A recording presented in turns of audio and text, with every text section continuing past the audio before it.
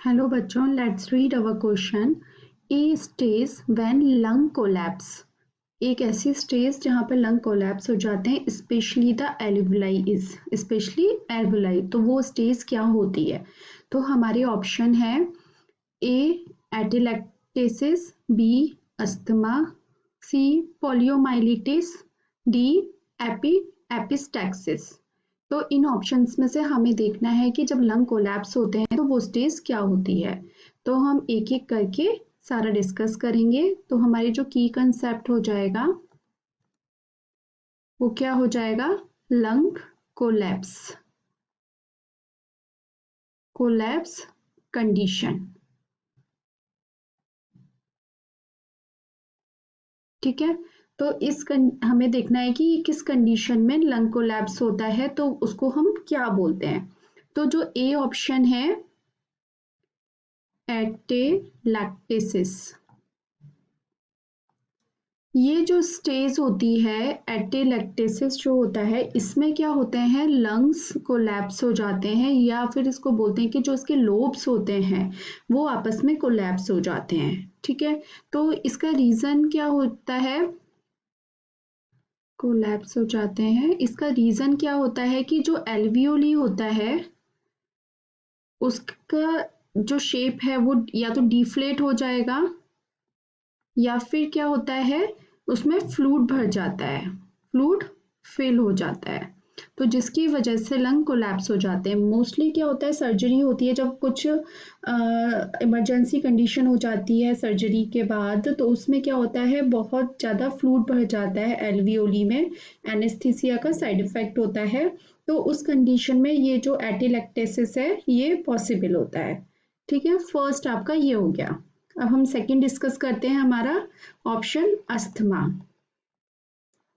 Asthma क्या होती है? एक एलर्जिक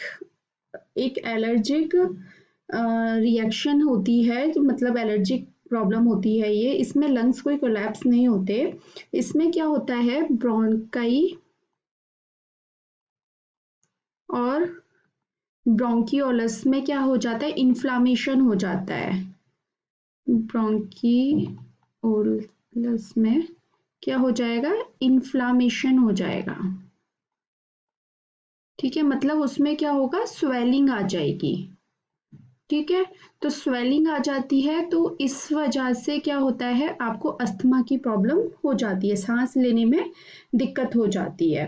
तो ये इसको हम एक तरह से बोल सकते हैं कि ये एलर्जिक रिएक्शन है, एलर्जी होती है इसमें।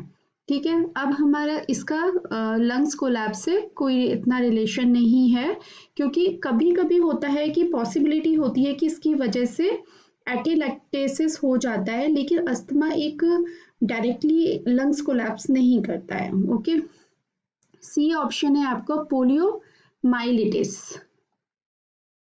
पोलियो माइलिटिस,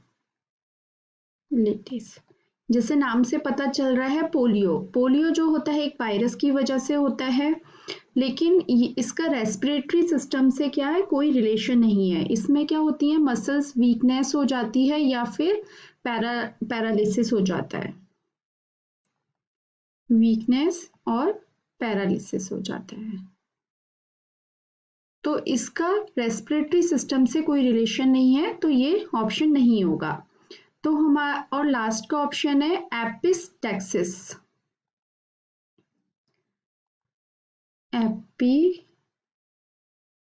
एपिस्टैक्सिस, ये भी, इसका भी रेस्पिरेटरी सिस्टम से कोई रिलेशन नहीं है। इसमें जो एक्यूट ब्लीडिंग होती है नोज से, ब्लीडिंग फ्रॉम नोज।